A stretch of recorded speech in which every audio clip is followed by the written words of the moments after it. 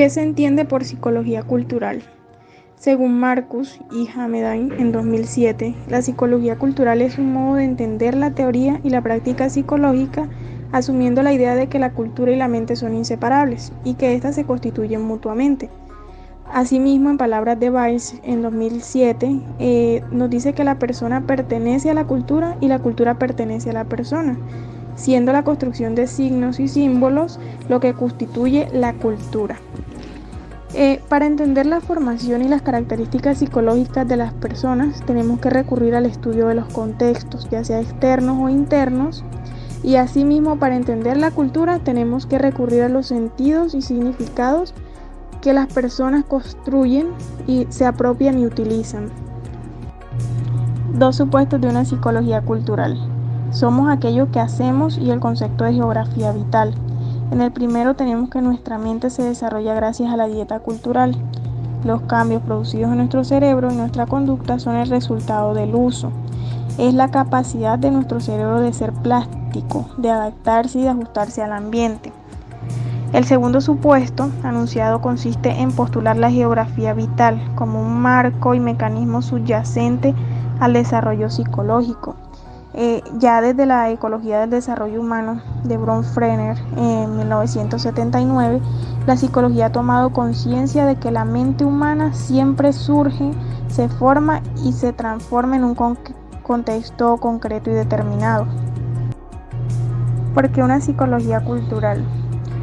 Según Vygotsky, en 1979, lo psicológico tiene un origen y una dimensión sociocultural, sin la cual no puede ser explicado.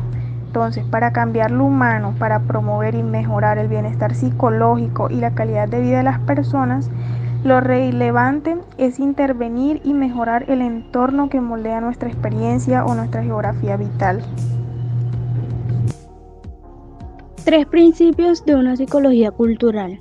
Michael Cole en uno de sus libros expone 7 características de la corriente llamada segunda psicología, de las cuales 2 de ellas, la acción mediada en un contexto, comunidad de análisis, y la importancia del método genético, comunidad de estudio.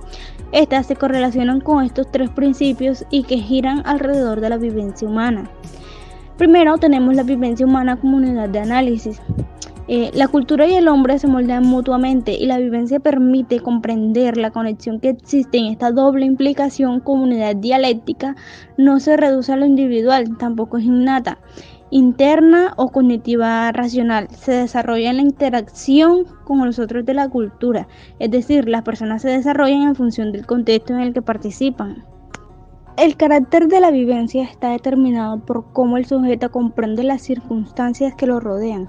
Si bien es cierto que la acción mediada permite agrupar satisfactoriamente el sujeto y la cultura, la atención irreductible de la que habla Wirth, el mecanismo explicativo de lo psicológico se confunde precisamente con esta actividad mediada. Entonces, la vivencia se trata de un proceso intrapsicológico que ocurre a través del lenguaje interno como instrumento de pensamiento verbal y que subyace a la acción. Se distribuye y se sitúa en contextos y escenarios de actividad. Seguimos con la vivencia humana como realidad situada y distribuida. Bajo el paradigma de la psicología cultural, lo psicológico se halla entre el sujeto y la tecnología que utiliza, entre las personas y los artefactos que éstas se apropian. Así, por ejemplo, un sentimiento de euforia provocado por nuestro equipo de fútbol favorito, por ejemplo, se halla dentro de un seguidor, pero también fuera, el autor del gol, causante de nuestra euforia, la cancha que lo celebra, el presentador que lo relata. Aquí la situación es un determinado estadio de fútbol y la distribución se da entre las personas que juegan y miran el partido, así como los instrumentos que se utilizan. Por lo tanto, la vivencia o experiencia es el resultado de una particular apropiación de los discursos y la experiencia social. Y por último tenemos la vivencia humana como resultado de la política social. Bueno, si la cultura regula la conducta humana a través de reglas, códigos y normas, la dimensión política de la cultura conlleva a lucidar quienes manejan determinada geografía vital.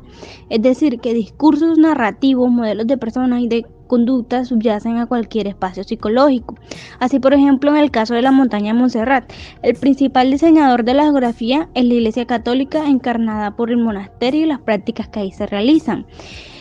Ambos contextos de vida ofrecen modelos y pautas de actividad y ambos entornos geográficos promueven determinadas conductas y experiencias psicológicas. Por lo tanto, al ser un producto cultural, la vivencia deviene de un producto político en el sentido de que expresa determinadas ideologías, reglas, normas, valores o discursos.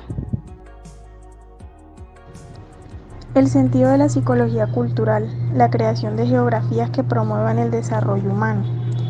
Se trata de modificar la vivencia de las personas a través de la intervención en las condiciones materiales en las que éstas se desarrollen, es decir, diseñar entornos favorables a la consecución de ciertos fines deseables, mejorar el bienestar y la calidad de la vida de las personas. El sentido y la aplicación de la psicología cultural que se está promoviendo consiste en crear o modificar esas geografías vitales con el objetivo de optimizar el bienestar y el desarrollo humano. La psicología cultural en la práctica clínica y sociosanitaria. El paradigma de la terapia familiar sistemática postula que ni las personas ni sus problemas existen en una isla desierta, sino que ambos están íntimamente ligados a sistemas recíprocos más amplios, de los cuales uno de ellos es la familia. Consecuentemente, se precisa tener en cuenta el funcionamiento de estos sistemas, la pareja, la familia, el trabajo, etc., con el objetivo de detectar los recursos, problemáticas y pautas compartidas. Dentro de la terapia familiar surge la terapia narrativa. Alrededor de la década de los 80, según esta estrategia terapéutica, las personas construyen historias que les permiten ordenar, explicar y categorizar la realidad. Cuando estas narraciones o historias están saturadas de problemas, emerge la percepción y vivencia de las dificultades o conflictos.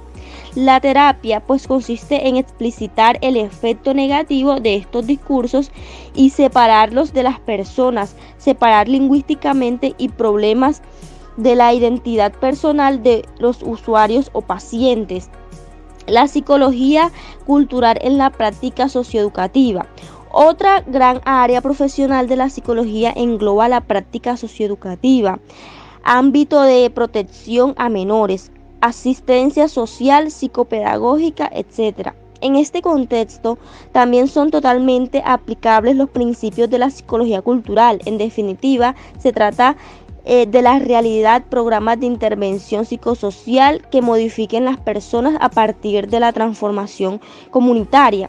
Un programa de prevención del consumo, abuso de alcohol en jóvenes, la promoción de empleo en madres en riesgo de exclusión social, un programa de tutores a menores para mejorar el rendimiento escolar en una zona urbana marginal, la prevención de la violencia doméstica a través del acompañamiento comunitario o la construcción de un centro de estudio de la naturaleza son ejemplos de estrategias encaminadas a modificar los entornos ecológicos con el objetivo de promover el bienestar y la calidad de vida de las personas. En realidad, se han desarrollado distintas estrategias de intervención educativa, estrategias de enseñanza y aprendizaje, intervención en los mecanismos de influencia educativa en base a las ideas vygotsquianas y aportes contemporáneos. Una de estas estrategias o programas educativos explícitamente vinculados a la psicología cultural en el proyecto llamado Quinta Dimensión, que surge durante los 80 del siglo pasado, liderado por Michel Cole. Se trata de un entorno lúdico pensando para promover el aprendizaje. La psicología cultural en la práctica sociolaboral. Esta también hace referencia a los recursos humanos y psicología de empresa. Esta es una orientación cultural que va enfatizada a los análisis de las relaciones humanas establecidas, al clima laboral o la cultura explícita e implícita que tiene toda la organización, así como lo puede ser la promoción de cambio mediante una intervención en el sistema laboral. Por ejemplo, a través de programas de calidad de vida laboral, es decir, intervenciones que pretendan mejorar entre los trabajadores y el medio ambiente laboral, considerándolo como lo más importante. Para entrar un poco en contexto, este término calidad de vida inició en los años 60 en una conferencia patrocinada por el Ministerio de Trabajo en los Estados Unidos y la Fundación Ford. Esta idea, ¿por qué inicia? porque es un concepto que puede ser importante si lo tenemos en cuenta, porque esto generará un clima de confianza y mucho respeto a las personas con las que trabajamos, y tenderán a aumentar su rendimiento y a elevar oportunidades en el éxito psicológico. Por lo tanto, y a modo de ejemplo, ofrecer oportunidades de crecimiento continuo y seguridad podrían expandir los propósitos educacionales de los trabajadores, así como lo harán su sentimiento de competencia y valía personal, lo que deriva de un mayor compromiso, mejor bienestar y un óptimo rendimiento en el trabajo. La dimensión subjetiva, objetiva y política de la cultura. Esta relación que existe entre las personas y sus entornos físicos y simbólicos siempre es indirecta, porque la psicología y la cultura es mediada. En realidad, según la psicología vigosquiana, organizamos y controlamos nuestra conducta a través de la manipulación de nuestro entorno, lo que aquí se llama geografía vital. Pueden ser artefactos culturales, instituciones sociales, relaciones interpersonales, prácticas, actividades y ambientales, a la vez físicos y simbólicos. Esta íntima conexión entre la conducta humana y los medios culturales a través de los cuales se organiza y se controla es una gran aportación que se hace a la psicología, de la psicología histórica cultural, o también podría ser llamada psicología cultural de orientación vigosquiana. Webster lo llama también actividad mediada, y él hace una aproximación sociocultural que dice que es una medida de análisis de la psicología. Hablando un poco acerca de este esquema vigosquiano, se considera la vivencia, en tanto la percepción o mediación psicológica del entorno, como la piedra angular sobre una vértebra de una psicología orientada, que tiene una orientación cultural. La vivencia es la parte subjetiva de la psicología cultural.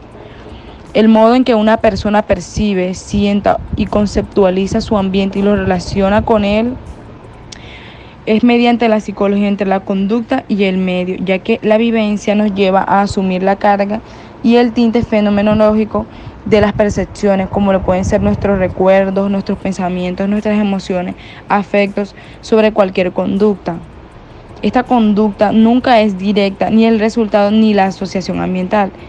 Entre el estímulo y la respuesta siempre hay una anticipación, una respuesta mental de la situación, por lo tanto es una mediación psicológica.